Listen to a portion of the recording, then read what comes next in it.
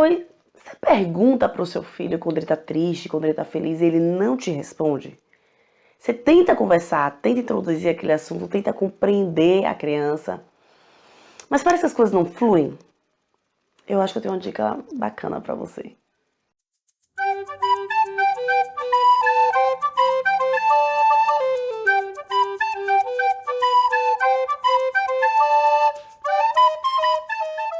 Muita gente, mas é muita gente mesmo, vem conversar comigo e fala que tenta nomear o sentimento da criança, mas que parece que não funciona. Que quer entender a criança, que quer ser empático, que quer ofertar escuta para a criança no momento que ela está chorando, no momento que ela está brigando, no momento que ela está reclamando, mas que não consegue, porque na hora que pergunta para a criança o que ela está sentindo, a criança só responde ou não responde nada, ou só responde não sei. E eu sei que essa é uma confusão que acontece muito quando eu falo nomeio o sentimento da criança. As pessoas querem entender e aí querem perguntar para a criança. Não é o que é ideal para a gente fazer no momento que a criança está chorando, no momento que a criança precisa de empatia. Não é perguntar. E aí eu vou te explicar trazendo algo para a tua vida, para o teu dia a dia. Eu não sei como você é, mas se eu estiver muito nervosa, chateada, triste, chorando, acho que a coisa mais irritante que pode acontecer é alguém ficar perguntar: o que você tem? Por que você tá assim?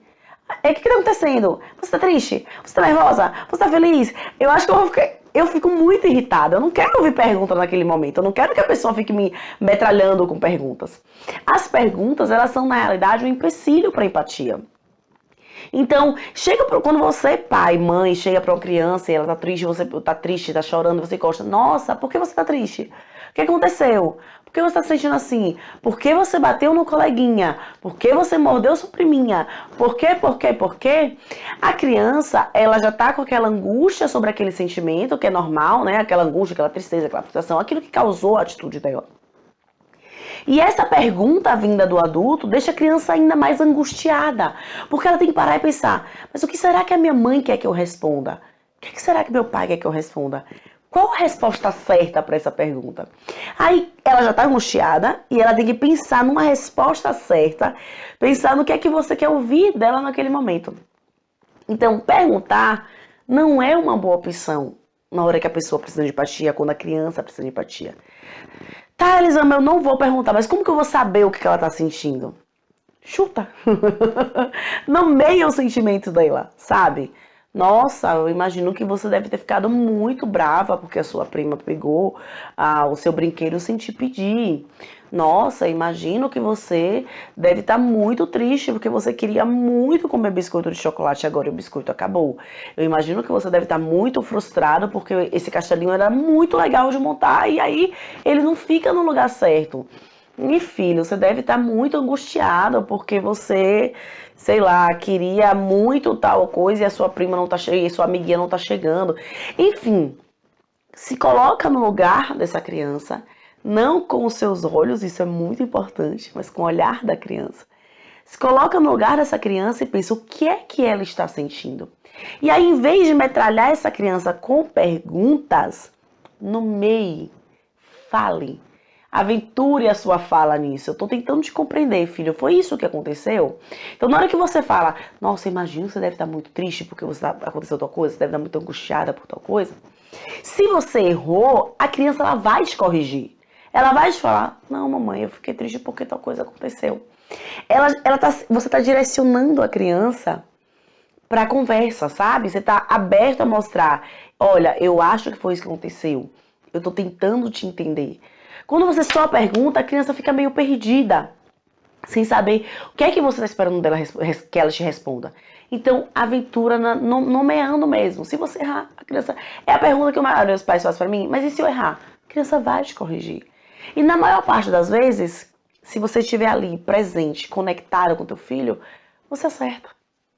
Se você sair do julgamento do que esse choro é certo ou errado, se você sair do julgamento de que esse comportamento deveria ou não deveria acontecer, e só estar presente no sentimento daquela criança, ela vai conversar com você.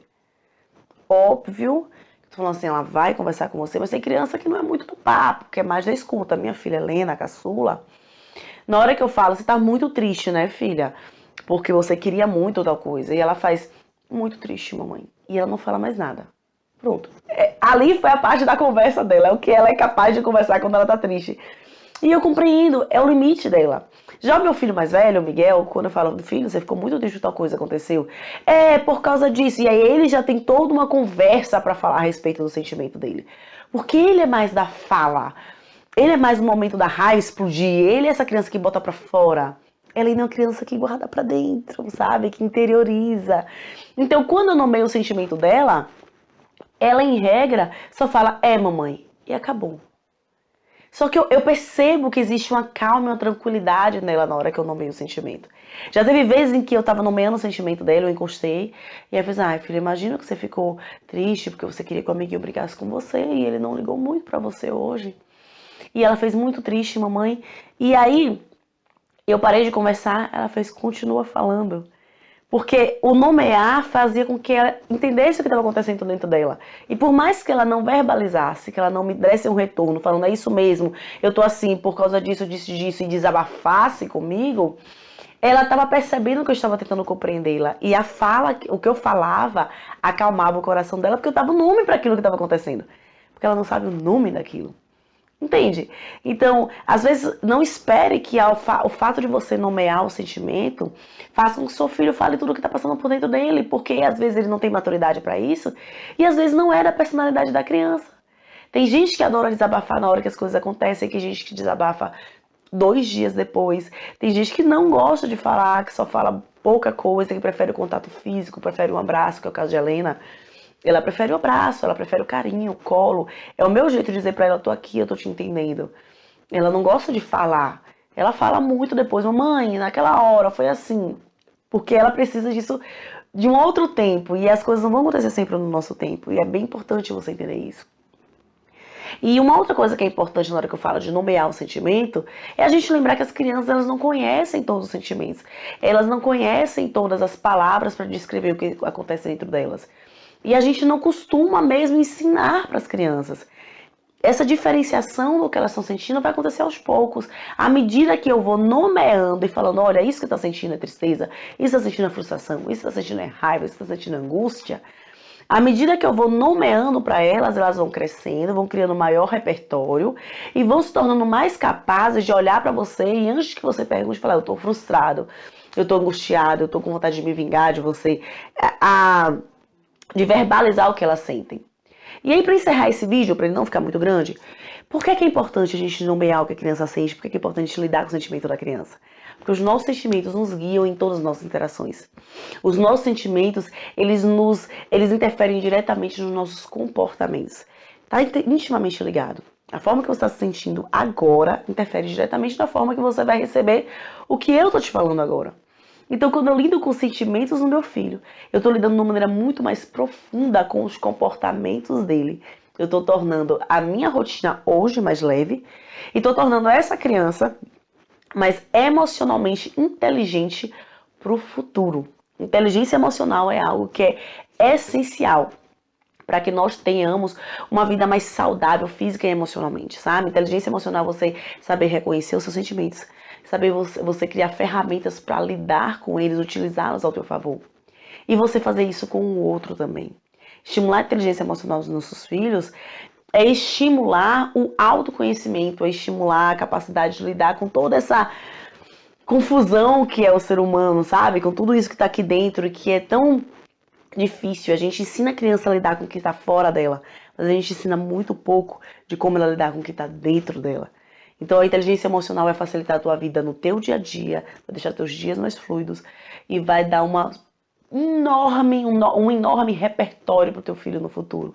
Vai dar ferramentas para ele lidar muito melhor com as relações dele com ele mesmo e com o outro, tá? Então, se teu filho não te responde quando ele tá triste, você pergunta e ele fala só não sei, não é porque ele não quer conversar com você simplesmente, é porque talvez você deve tentar uma abordagem diferente, tá bom? Se você curtiu esse vídeo, você acha que ele pode ajudar alguém, compartilha, vamos espalhar, porque mensagem de amor e de empatia a gente espalha, tá certo? Se você ainda não segue o canal aí, tá bom? Um super beijo e até o nosso próximo vídeo.